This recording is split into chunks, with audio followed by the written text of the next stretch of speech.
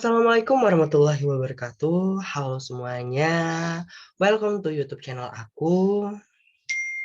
Di sini aku akan membuat video pembelajaran mata kuliah ekonomi Islam. Aku dibantu sama 3 teman, akan tetapi di sini aku sendiri yang akan menjelaskan melalui video yang akan aku tayangkan di YouTube channel. Untuk itu jangan lupa di-subscribe, like, komen sebanyak-banyaknya, kasih aku kritik dan saran di akhir video. Nah, sebelum aku membahas, di sini aku akan mengingatkan teman-teman semua dalam menjaga protokol kesehatan, mengingat kita belum sama sekali terlepas dari COVID-19. Untuk menjaga kesehatan, protokol kesehatan teman-teman dapat dengan menjaga jarak, memakai masker, mencuci tangan, menghindari kerumunan gitu kan. Agar apa? Agar rantai COVID-19 ini segera putus, biar sama-sama kita dapat melakukan aktivitas kembali seperti dahulu kala, agar aku juga dapat kembali kuliah offline gitu kan teman-teman. Rindu banget rasanya untuk kuliah offline, mengingat udah hampir 2 tahun teman-teman, aku dan teman-teman semua dilanda oleh COVID-19. Untuk itu kita berkenalan dulu ya teman-teman, karena tak kenal maka tak sayang. Oke teman-teman, perkenalkan saya Alkausar Pangestu, Irnanda Aulia Citra, Devi Indriani, Muhammad Gilang Pamungkas. Di sini kami dari Fakultas Ekonomi dan Bisnis Universitas Muhammadiyah Profesor Dr. Hamka. Mata kuliah Ekonomi Islam, untuk judul tugasnya Transaksi Ekonomi dalam Islam. Untuk susunannya di sini ada latar belakang, rumusan masalah, tujuan penulisan, pengertian dari syariah dan fikih, identifikasi transaksi yang terlarang dalam Islam, analisa ekonomi dari riba dan gharar, dan yang terakhir ada kesimpulan. Untuk rumusan masalahnya sendiri teman-teman, ada 3. Apakah yang dimaksud syariah dan fikih? Bagaimana identifikasi transaksi yang terlarang dalam Islam? Bagaimana cara analisa ekonomi dari riba dan gharar? Untuk latar belakangnya sendiri, saya akan membacakannya. Manusia sebagai makhluk hidup mempunyai kebutuhan yang bersifat fisik dan non-fisik. Kebutuhan itu tidak pernah dapat dihentikan selama manusia hidup. Untuk mencapai kebutuhan tersebut, satu sama lainnya haruslah saling bergantungan. Manusia sebagai makhluk sosial tidak mungkin dapat hidup seorang diri. Dalam upaya menanamkan kepekaan untuk saling tolong-menolong, kita dapat membiasakan diri dengan menginfakkan atau memberikan sebagian dari rezeki yang kita peroleh, meskipun itu sedikit. Seperti apa? Seperti dengan memberi santunan kepada fakir miskin, orang tua, dan panti jompo, mengangkat anak asuh, memberi bantuan kepada seseorang yang sedang menuntut ilmu, membangun sarana umum seperti jalanan, serta mencari upaya mengentaskan kemiskinan yang ada di masyarakat sekitar. Karena berbuat baik merupakan misi Islam terpenting bagi kehidupan manusia.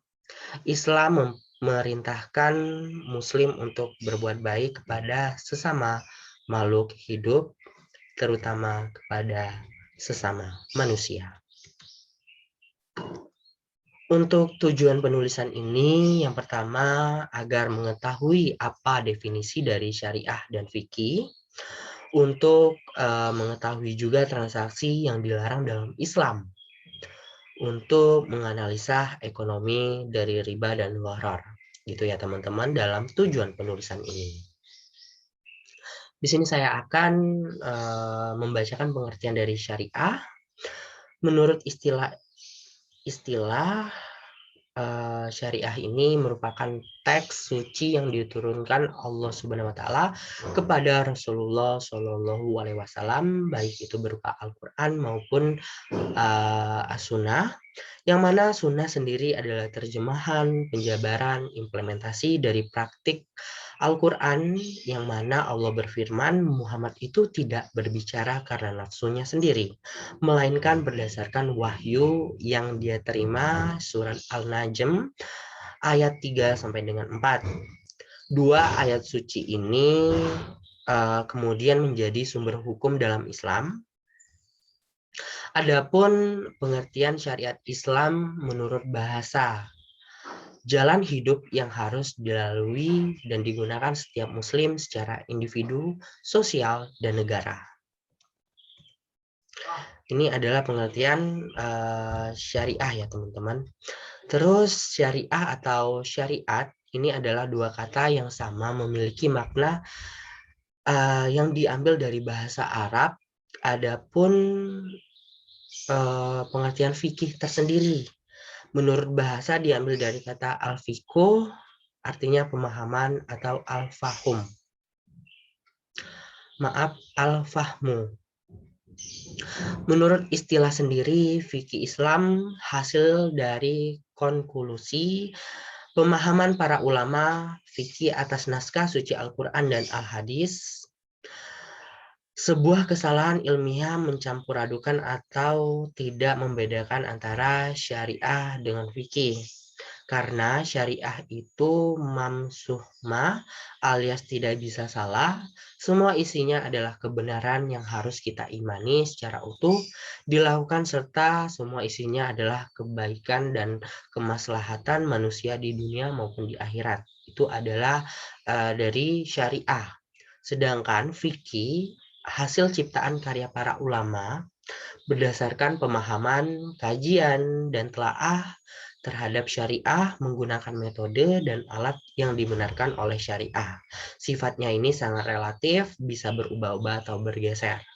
Nah, mungkin dari syariah dan fikih teman-teman sudah bisa mengetahui perbedaannya dan artinya. Terus di sini aku akan menjelaskan lagi identifikasi transaksi yang dilarang dalam Islam.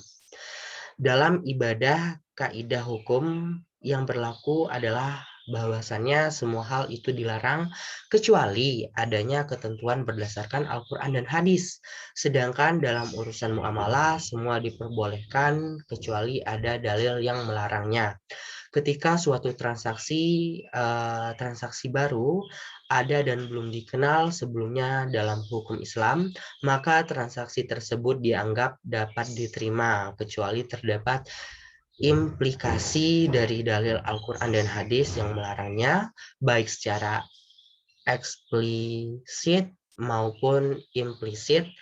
Dengan demikian, dalam bidang muamalah, semua transaksi dibolehkan kecuali yang diharamkan ya teman-teman. Ingat loh, dalam bidang muamalah ini, semua transaksi yang teman-teman lakukan itu dibolehkan kecuali yang diharamkan oleh Al-Quran dan hadis. Itu ya teman-teman, ingat lagi. Patokan kita ada di Al-Quran dan hadis. Terus adapun faktor-faktor penyebab terlarangnya sebuah transaksi. Ternyata ada loh teman-teman faktor yang menyebabkan transaksi itu haram gitu kan. Karena memang tidak semua transaksi itu halal gitu. Karena memang Islam itu mengatur semuanya. Nah, yang pertama apa sih faktor-faktor penyebab terlarangnya transaksi? Yaitu haram zatnya. Itu ya teman-teman. Faktor terlarangnya sebuah transaksi ini dikarenakan barang atau jasa yang ditransaksikan juga terlarang, seperti minuman keras, bangkai, daging babi, dan sebagainya. Maka transaksi jual beli minuman keras adalah haram. Nah, buat teman-teman semua yang ingin berbisnis atau yang ingin membeli gitu kan, terjadinya transaksi, teman-teman harus tahu bahwasannya kalau teman-teman menjual minuman keras, walaupun teman-teman tidak meminum, tapi teman-teman menjualnya itu sangat diharamkan dalam transaksi Islam. Tidak hanya minuman keras saja, akan tetapi ada misalnya teman-teman menjual daging babi, menjual bangkai gitu kan, dan lain sebagainya yang dilarang dalam Islam. Yang kedua ada haram selain zatnya. Faktor haram selain zatnya yang menyebabkan haramnya sebuah transaksi itu ada 4, yaitu penipuan, gharar, rekayasa pesan dalam suplai, dan riba. Teman-teman harus diingat 4 poin ini ya. Terkadang kita itu terlibat dalam 4 poin ini. Penipuan, gharar, rekayasa pasar dalam suplai, dan riba. Hati-hati loh teman-teman, ternyata 4 poin ini dilarang dalam transaksi Islam. Oke, kita lanjut lagi ke analisa ekonomi dari riba dan gharar. Analisa ekonomi dalam gharar artinya adalah hadhar atau pertaruhan majhul ala kibah, tidak jelas hasilnya, ataupun dapat juga diartikan sebagai al-mukhatarah, pertaruhan, dan al-jahalah, ketidakjelasan. Gharar merupakan bentuk keraguan, tipuan, atau tindakan yang bertujuan untuk merugikan orang lain. Jadi hati-hati ya teman-teman, jangan sampai merugikan orang lain demi untuk meraup keuntungan buat teman-teman. Hati-hati loh. Dilihat dari beberapa arti kata tersebut, yang dimaksud dengan gharar dapat diartikan sebagai semua bentuk jual beli yang di dalamnya mengandung unsur-unsur ketidakjelasan, pertaruhan, atau perjudian. Hati-hati loh. Kalau teman-teman bertransaksi tidak jelas, maka teman-teman harus berkonsultasi kepada orang yang lebih paham gitu. Jangan sampai teman-teman terjebak dalam transaksi itu. Perjudian atau pertaruhan itu nggak hanya di offline saja, ternyata di online pun ada teman-teman. Transaksi online, teman-teman terkadang tergiur dengan bentuk perjudian, walaupun itu tidak mengatasnamakan perjudian, akan tetapi itu masuk dalam kategori perjudian ya teman-teman. Hati-hati loh teman-teman ya. Teman-teman harus konsultasi kepada orang yang lebih paham dalam urusan ini. Di sini saya juga akan menjelaskan bentuk gahar ditinjau dari isi kandungannya. Bentuk-bentuk transaksi gharar menurut Abdullah Muslih terbagi menjadi 3 bagian, yaitu ada jual beli yang belum ada atau ma'dum, jual beli barang yang tidak jelas, jual beli barang yang tidak mampu diserah terimakan. Teman-teman harus mengetahui atau memahami dari ketiga poin ini, karena ketiga poin ini bentuk gharar yang ditinjau dari isi kandungannya menurut Abdullah Muslih. Lanjut lagi kita ke analisa ekonomi dalam riba. Terjadinya krisis ekonomi dewasa disebabkan salah satu faktornya adalah penerapan sistem bunga atau riba. Ingat ya teman-teman, riba atau bunga. Indonesia tersendiri salah satu negara yang terbesar umat Islamnya, namun sangat sedikit yang mengerti terhadap hukum Islam tentang bunga atau riba ini teman-teman. Al-Quran dan hadis sangat jelas mengatakan bahwasannya bunga hukumnya sangat haram. Nah ya teman-teman, teman-teman yang sering banget membungakan atau yang terlibat dalam riba ini ternyata haram loh teman-teman. Para pakar ekonomi Islam sudah menyimpulkan bahwasannya dampak dari penerapan bunga atau riba ini akan terjadinya kehancuran. Awal kehancuran teman-teman itu adalah teman-teman mencoba untuk mendekatkan bunga atau riba. Jadi sangat disayangkan bagi teman-teman yang sudah terjun, dan solusinya menurut aku sendiri teman-teman lepas dari riba atau bunga tersebut, karena memang bunga atau riba tersebut dapat mencekik teman-teman. Itu adalah awal dari kehancuran buat teman-teman semua. Nah, larangan terhadap bunga atau riba dalam ekonomi Islam telah banyak dibahas para ulama dalam ilmuwan Islam sepanjang sejarah menurut Prof. A.M. Sadek tahun 1989 dalam artikelnya Factor Pricing and Income Distribution from an Islamic Perspective yang dipublikasikan dalam Journal of Islamic Economics menyebutkan bahwasannya pengharamkan riba dalam ekonomi setidaknya disebabkan oleh 4 alasan. 4 alasan yaitu sistem ekonomi ribawi telah menimbulkan ketidakadilan dalam masyarakat, terutama bagi para pemberi modal atau bank yang pasti menerima keuntungan tanpa mau tahu apakah para peminjam dana tersebut memperoleh keuntungan atau tidak. Nah, teman-teman harus mengetahui nih bahwasannya pihak pemberi modal ini tidak mau tahu apakah teman-teman yang meminjam riba ini atau yang menggunakan riba ini itu untung atau buntung gitu kan. Mereka tidak mau tahu, yang penting mereka ngambil untung gitu. Nah, selanjutnya sistem ekonomi ribawi juga merupakan penyebab utama berlakunya ketidakseimbangan antara pemodal dengan peminjam. Tidak seimbang, teman-teman. Teman-teman meminjam 1 juta, sedangkan teman-teman mendapatkannya kurang dari 1 juta dan teman-teman harus menggantikannya lebih dari 1 juta. Kan itu sangat tidak seimbang ya antara pemberi modal dan peminjam. Lanjut, sistem ekonomi ribawi akan menghambat investasi karena semakin tinggi tingkat bunga dalam masyarakat, maka semakin kecil kecenderungan masyarakat untuk berinvestasi. Teman-teman, masyarakat sekitar akan enggan untuk melakukan investasi karena terjadinya riba ini, teman-teman. Karena memang tingkat bunga yang sangat tinggi, yang sangat melonjak gitu kan, menyebabkan masyarakat sekitar enggan untuk mengikuti investasi. Terus selanjutnya bunga dianggap sebagai tambahan biaya produksi bagi para bisnismen yang menggunakan modal pinjaman. Untuk dampaknya sendiri dari riba bagi perekonomian negara ternyata ada loh, teman-teman.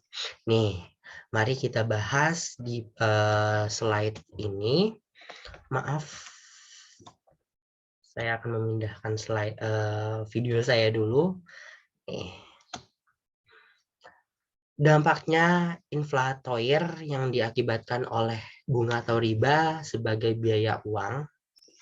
Hal tersebut disebabkan karena salah satu elemen dari penentuan harga adalah suku bunga. Semakin tinggi suku bunga, maka akan semakin tinggi juga harga yang akan ditetapkan pada suatu barang. Jadi barang itu akan tinggi nilainya kalau bunganya juga tinggi. Jadi kan ini apa sih, kayak bunga itu sebagai biaya uang gitu ya, teman-teman. Dampak dari inflatoir. Yang kedua ada sosial kemasyarakatan riba, yaitu merupakan pendapatan yang didapatkan secara tidak adil. Tidak adil, para pengambil riba menggunakan uangnya untuk memerintahkan orang lain agar berusaha dan mengembalikannya, misalnya 25% lebih tinggi dari jumlah yang dipinjamkan. Seperti yang aku bilang tadi ya, teman-teman. Jadi 25% lebih tinggi dari jumlah yang teman-teman pinjamkan gitu kan. Terus ada dampak ketahanan perusahaan. Jika salah satu prinsip perusahaan adalah going concern atau perusahaan itu akan ada selamanya, maka perusahaan tersebut akan melewati berbagai kondisi ekonomi setiap waktunya, di mana cuaca kondisi ekonomi bisa sangat cerah dan bisa sangat ekstrim di waktu yang lain. Oleh karena itu, hanya perusahaan yang punya daya tahanlah yang akan bertahan dalam keadaan seperti ini. Jadi, adapun ketiga poin dampak dari riba bagi perekonomian negara, teman-teman. Jadi, teman-teman sangat dianjurkan untuk tidak mengenal riba. Selanjutnya, mungkin akan ada part keduanya, menunggu tugas selanjutnya ya, teman-teman. Untuk itu, terima kasih buat teman-teman yang sudah melihat video ini sampai habis gitu kan. Tak terasa kita sudah di penghujung video, karena memang mengingat poin-poin yang diberikan yang akan saya jelaskan saja gitu kan. Nah, untuk kali ini teman-teman bisa menanyakan kalau memang belum jelas penjelasan dari aku tadi, teman-teman bisa komen atau tidak mengirimkan email gitu kan, atau tidak DM di Instagram aku, pasti pada tahu di YouTube channel aku ada loh.